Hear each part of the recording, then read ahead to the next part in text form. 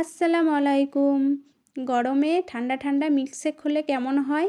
আজকে আমি আপনাদেরকে দেখাবো ক্যাফে স্টাইলে একদম পারফেক্ট মিল্কশেক। তাহলে চলুন দেরি না করে শুরু করা যাক। প্রথমেই আমি খেজুর নিয়েছি। খেজুরটাকে বীজগুলোকে বার করে পরিষ্কার করে ধুয়ে নিয়েছি। আমি 2 রকমভাবে আজকে মিল্কশেকটা দেখাবো। এটা আমি প্রথম 2 গ্লাসের জন্য বানাচ্ছি। দিয়ে দিচ্ছি কাজু আর কিশমিশ।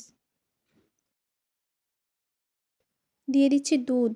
এই দুধটা দিয়ে আমি 15 মিনিট এভাবেই রেখে দেবো, যাতে এগুলো একটু নরম হয়ে যায়। 2 গ্লাস বানানোর জন্য আমি এই পরিমাণটাই নিয়েছি। আপনারা চাইলে কমিয়ে বা বাড়িয়ে নিতে পারেন। এবারে আমি মিক্সি জারের মধ্যে 15 মিনিট পর এটাকে আমি দিয়ে দিলাম। দিয়ে দেবো টক দই। আমি 3 চামচের মতো টক দই দিয়ে দিলাম। এটা হচ্ছে চিনি। চিনিটা আমি গুঁড়ো করে নিয়েছি আগের থেকে, পরিমাণ মতো দিয়ে দিলাম। আর দিয়ে দিলাম দুধ। এবারে আমি দিয়ে দিচ্ছি আইস কিউব। এবার সব কটাকে আমি ব্লেন্ড করে নেব। আমার কিন্তু প্রথম ধাপের মিল্কশেক রেডি।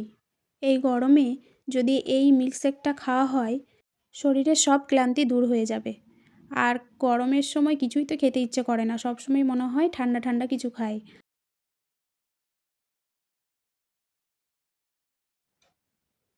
এবারে ওপর থেকে কিছুটা কাজু আর কিশমিশ দিয়ে দিচ্ছি। এখনও পর্যন্ত এইভাবে কে কে বানিয়ে খেয়েছেন আমাকে কমেন্টে জানিয়ে যাবেন। আর যারা খাননি তারা অবশ্যই বানিয়ে খেতে পারেন।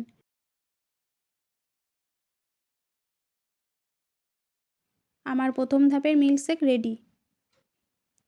এবারে আমি পরের যে 2 গ্লাসটা বানাবো সেটা দেখাচ্ছি। এখানে আমি 2টো কলা নিয়েছি, স্লাইস করে কেটে দিয়ে দিলাম। দিয়ে দিচ্ছি কাজু কিশমিশ, দিচ্ছি দুধ। আর হ্যাঁ, এটা কিন্তু আমি আগের থেকে জাল করে রেখেছি।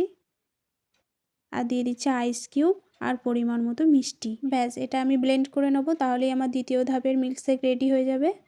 আর এখানে আমি মিষ্টির জন্য চিনিটা ব্যবহার করছি। আপনারা যদি মনে করেন যে চিনি খাবেন না, তাহলে অবশ্যই মধু দিয়ে দিতে পারেন। আর এই যে 2 গ্লাস আমি বানালাম, এটা নিজের জন্য বানালাম, কারণ এটা খেলে আমার একটা আলাদাই এনার্জি চলে আসে। এবার ওপর থেকে একটু কিশমিশ দিয়ে দিচ্ছি। আমার ভিডিওগুলো যদি আপনার পছন্দ হয় তাহলে অবশ্যই চ্যানেলটিকে সাবস্ক্রাইব করে রেখে দেবেন। দেখা হচ্ছে নেক্সট ভিডিওতে। ততক্ষণে ভালো থাকবেন, সুস্থ থাকবেন। ধন্যবাদ। একে বাংলার আশা, একে বাংলার আশা।